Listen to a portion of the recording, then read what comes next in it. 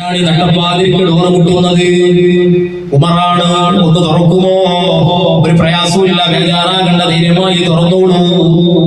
ഉമറുൽ Khattab റളിയല്ലാഹുവിന്റെ വാതിൽ തുറന്നു കൊടുത്തു.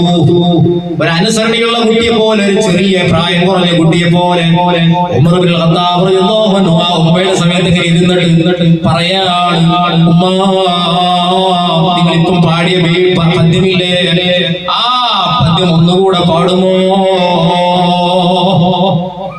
വീണ്ടും പാടിയ സമയത്ത് ഉമർ ഖത്താബ് റളിയല്ലാഹു പറയുന്നു, നിങ്ങൾ ചോദിച്ചല്ലോ ആ നേതാവിന്റെ കൂടെ സാമീപ്യം, ആ നേതാവിന്റെ കൂടെ ഒന്ന് ഒത്തുചേരാൻ നിങ്ങൾ ദുആ ചെയ്തല്ലോ, ഉമറിന് വേണ്ടി ഒന്ന് ദുആ ചെയ്യുമോ?